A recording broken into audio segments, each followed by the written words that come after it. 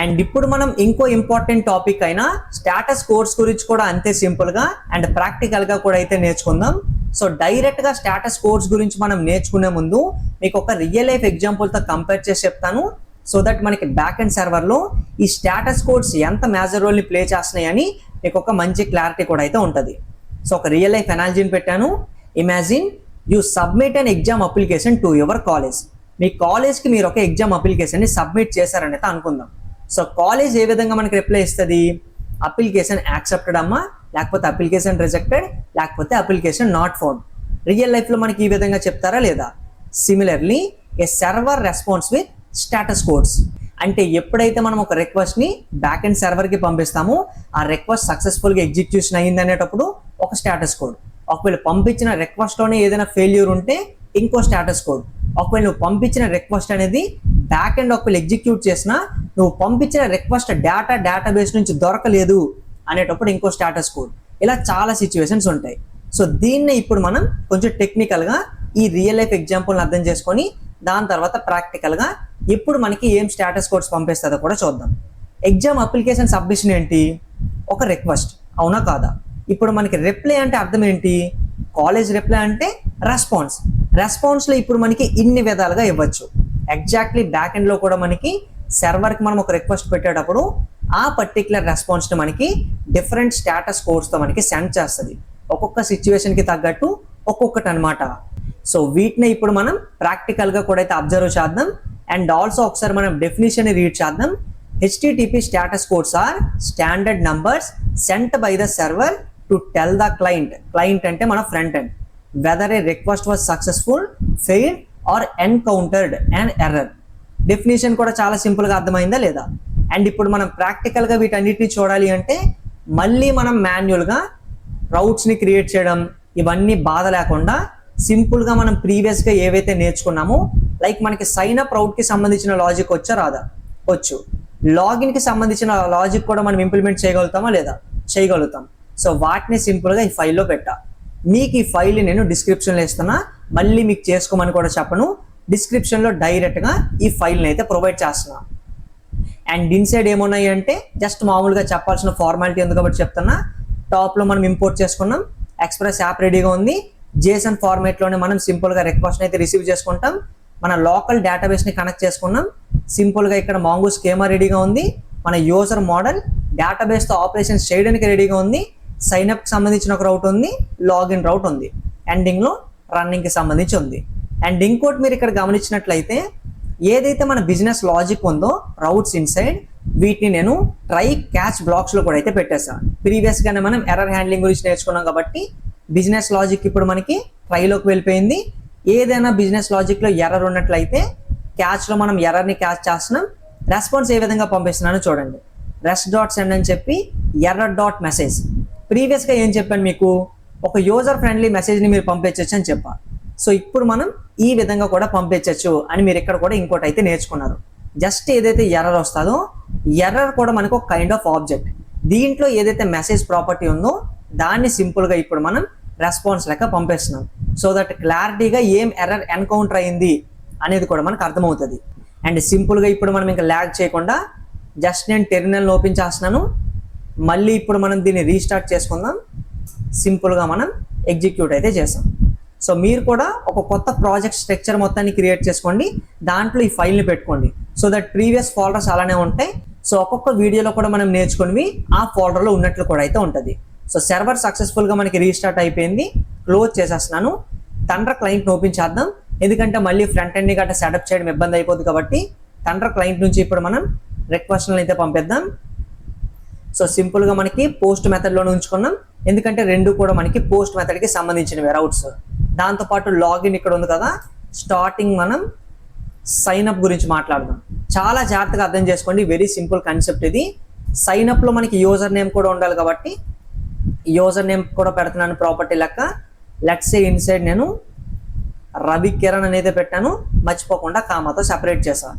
And also only దీన్ని change చేయడమే కాదు, బాడీలో ఉన్నారా, JSONలో ఉన్నారా, దాని నెక్స్ట్ మాత్రమే దీన్ని రాస్తున్నారా లేదా చెక్ చేసుకోండి. అండ్ ఇప్పుడు నేను ఏం చేయాలి?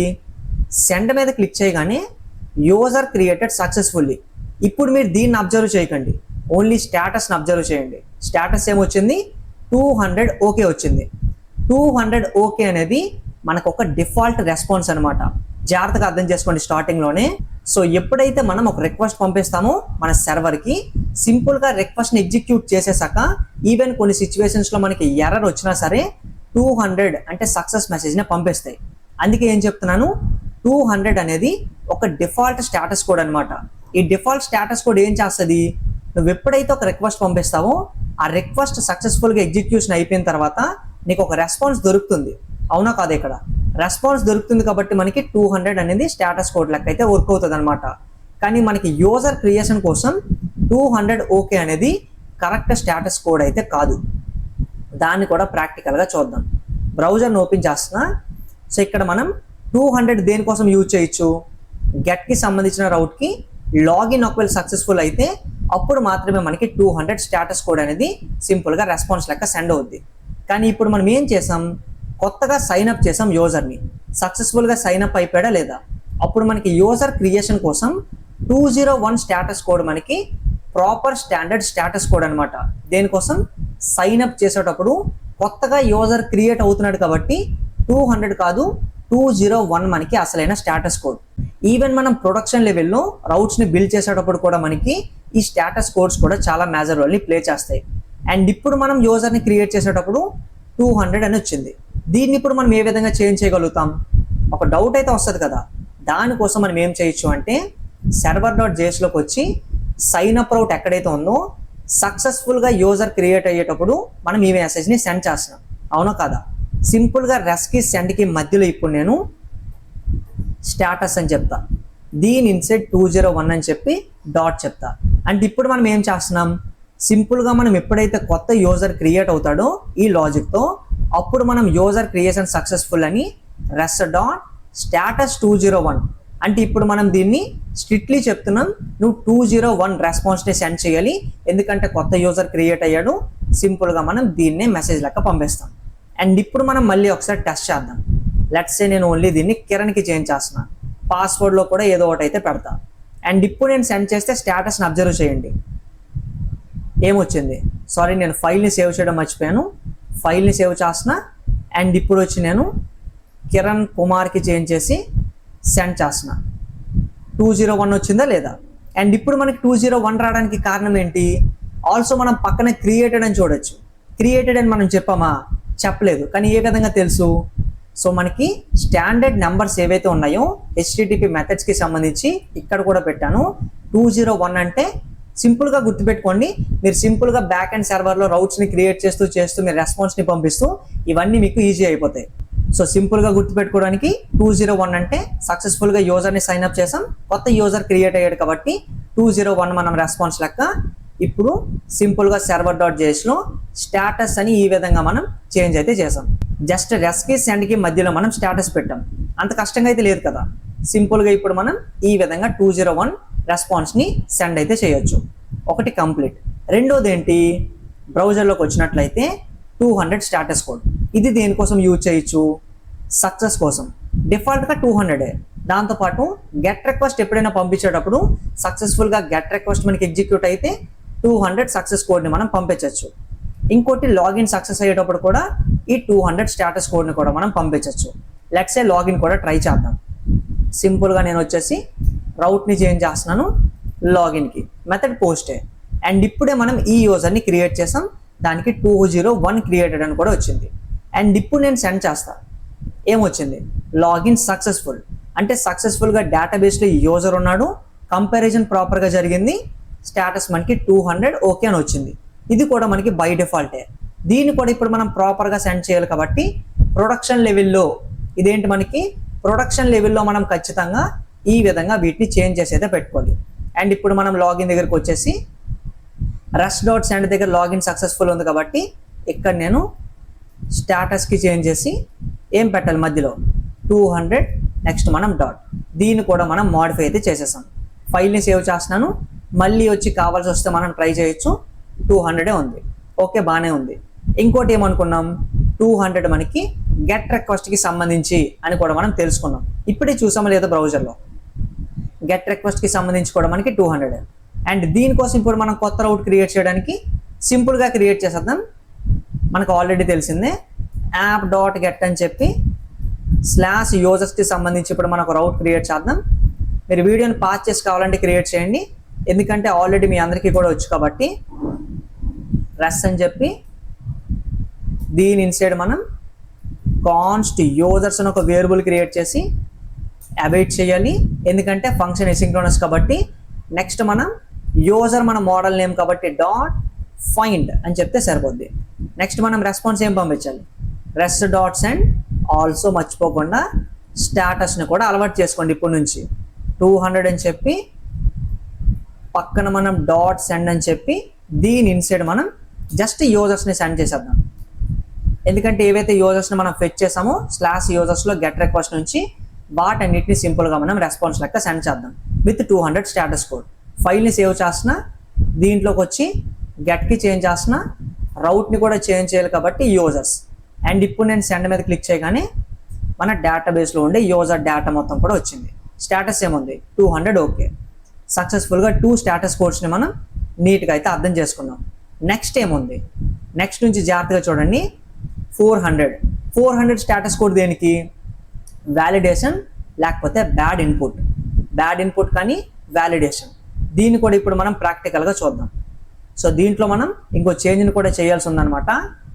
ఫస్ట్ నేను పోస్ట్కి చేంజ్ చేస్తున్నా, నెక్స్ట్ నేను లాగిన్కి చేంజ్ చేస్తున్నా, అండ్ ఇప్పుడు నేను యూజర్ నేమ్ని పంపించట్లేదు. ఏం చేస్తున్నా, ఇప్పుడు నేను యూజర్ నేమ్ని నేను రిమూవ్ చేశాను, ఓన్లీ పాస్వర్డ్ని మాత్రమే ఇప్పుడు నేను ఒక JSON ఆబ్జెక్ట్ లెక్క సెండ్ చేస్తున్నా. ఇది కరెక్టా? ఖచ్చితంగా కాదు, కానీ ఏం జరుగుతుందో చూడండి. సెండ్ మీద క్లిక్ చేస్తాం, ఏమొచ్చింది మనకి 200. ఓకే, 200 ఓకే ఎందుకు వచ్చింది, ప్రీవియస్గా చెప్పా డిఫాల్ట్గా 200 అనేది మనకి వర్క్ అవుతుంది స్టేటస్ కోడ్ అనేది. ఎందుకంటే నువ్వు ఒక రిక్వెస్ట్ పెట్టావు ఈ పర్టికులర్ JSON ఆబ్జెక్ట్ని, సక్సెస్ఫుల్గా నీకు రెస్పాన్స్ వచ్చిందా లేదా. అది బ్యాడ్ రెస్పాన్స్ అయినా అవనియండి, యూజర్ నాట్ ఫౌండ్ అని, కానీ మనకు రెస్పాన్స్ వచ్చిందా లేదా. సో ఇక్కడ ఒక ప్రాబ్లం ఉంది. ఇంకోటి ఏంటి మనం మాడిఫై చేయాలి, మనం పంపించేటప్పుడు యూజర్ నేమ్ పాస్వర్డ్ని పంపించలేదు, ఓన్లీ పాస్వర్డ్ని మాత్రమే ఇచ్చాం. అప్పుడు ప్రాపర్ ఎర్రర్ మెసేజ్ ఏమవుతుంది, సింపుల్గా మనం యూజర్ నేమ్ని పాస్వర్డ్ని ఖచ్చితంగా నువ్వు ఇవ్వాలి అని మనం పంపించాలా లేదా. దాన్ని కూడా ఇప్పుడు మనం ఏ విధంగా చేయొచ్చో చూద్దాం. సింపుల్గా నేను లాగిన్ రౌట్లోకి వచ్చేసాను.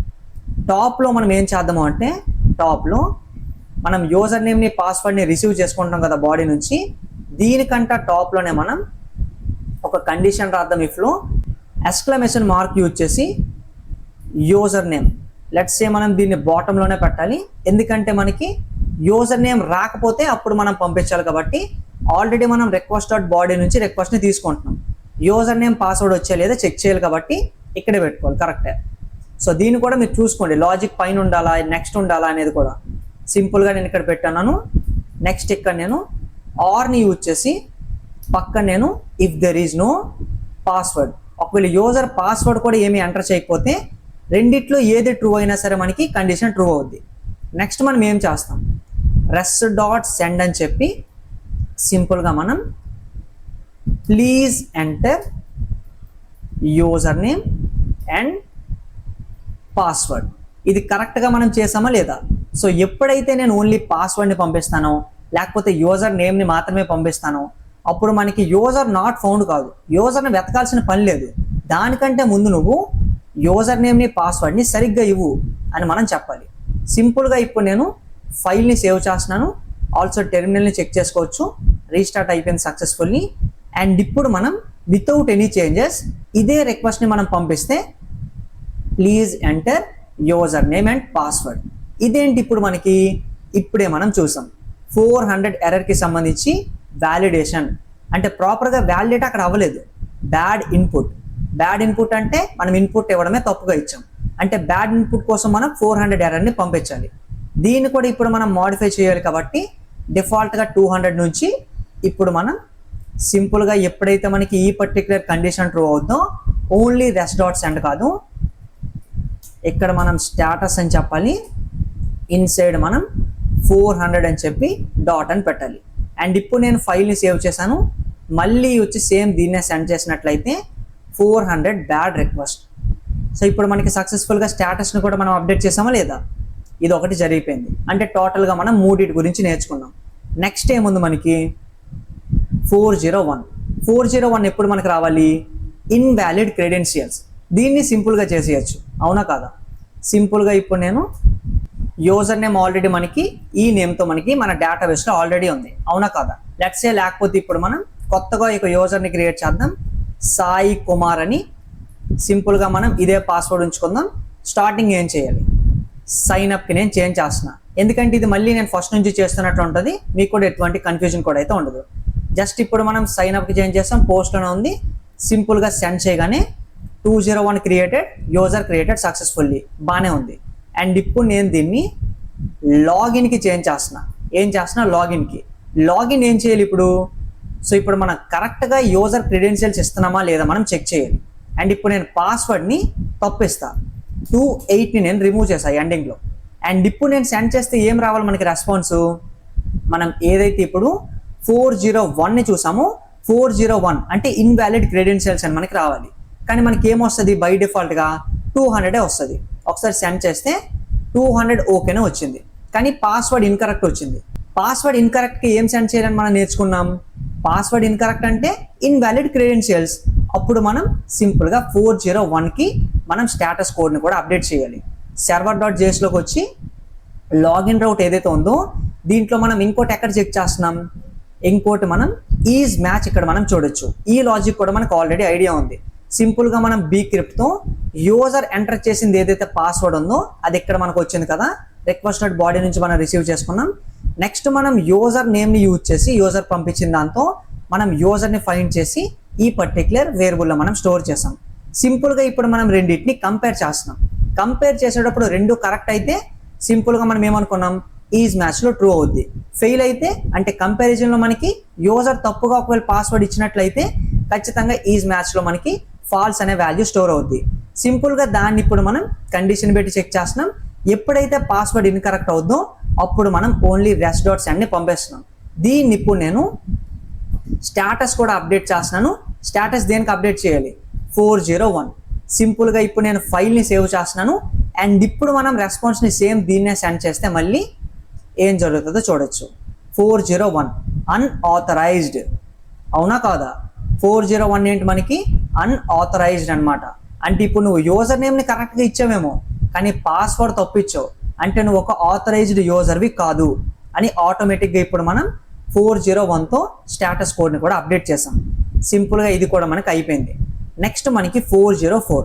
దీనికి అర్థం ఏంటి, యూజర్ నాట్ ఫౌండ్ అనమాట. ఇది మనం ఏ విధంగా చెక్ చేయొచ్చు, వెరీ సింపుల్. ఇది కూడా జస్ట్ సింపుల్గా నేను 28ని కూడా ఎండింగ్లో యాడ్ చేశాను. సాయి కుమార్తో ఆల్రెడీ ఒక యూజర్ నేమ్ అయితే మన డేటాబేస్లో ఉంది. అండ్ ఇప్పుడు నేను యూజర్ నేమ్ని తప్పుగా ఇచ్చాను. అండ్ ఇప్పుడు నేను రిక్వెస్ట్ సెండ్ చేస్తే యూజర్ నాట్ ఫౌండ్ అని చూడొచ్చు. యూజర్ నాట్ ఫౌండ్ అంటే 404 సంబంధించిన స్టేటస్ కోడ్ మనకి రావాలి.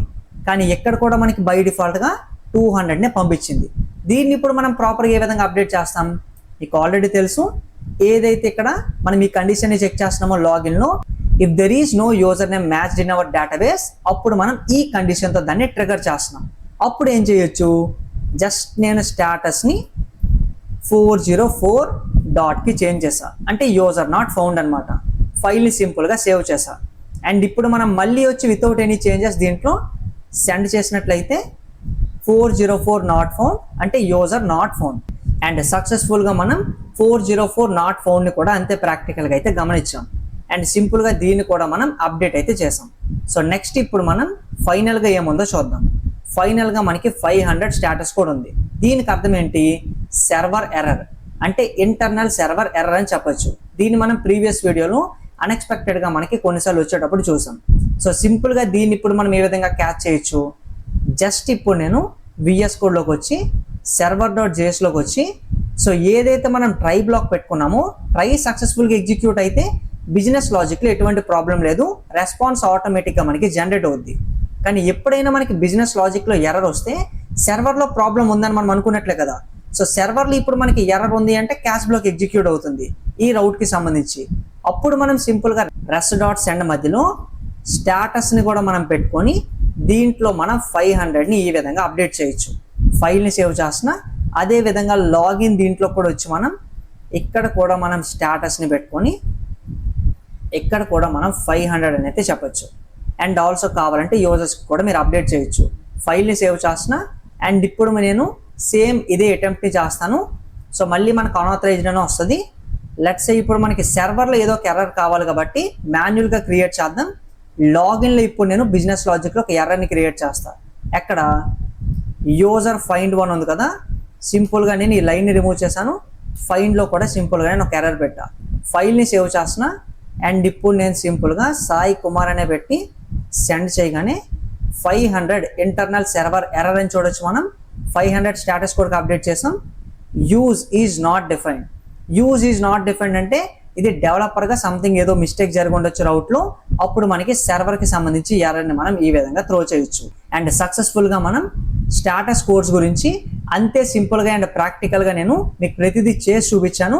అండ్ ఆల్సో ఏదైతే ఇక్కడ ఇది ఉందో దీన్ని మీరు స్క్రీన్ షాట్ తీసుకోండి, లేకపోతే సింపుల్గా మీరు నోట్ డౌన్ కూడా అయితే చేసుకోండి, లేకపోతే నేను డిస్క్రిప్షన్లో నోట్స్ని కూడా అయితే పెడతా. అండ్ ఈ విధంగా మనకి స్టేటస్ కోడ్స్ అనేవి మన బ్యాక్ అండ్ సర్వర్లో ఒక మంచి మేజర్ రోల్ని ప్లే చేస్తాయి. ప్రొడక్షన్ లెవెల్లో మనం రౌట్స్ని క్రియేట్ చేసేటప్పుడు ఖచ్చితంగా రెస్పాన్స్ని రెస్ట్ డాట్ సెండ్ అని చేయొద్దు, రెస్ట్ డాట్ స్టేటస్ అని చెప్పి తర్వాత స్టేటస్ని దాంట్లో మనం ప్రాపర్ కోడ్ని పెట్టిన తర్వాత స్టేటస్ కోడ్ని నెక్స్ట్ మనం డాట్ సెండ్ అని చెప్పాలి, ఈ వీడియోలో మనం అప్డేట్ చేసినట్లు. సో దీన్ని కూడా మనం అంతే సింపుల్గా అండ్ ప్రాక్టికల్గా కూడా అయితే నేర్చుకున్నాం.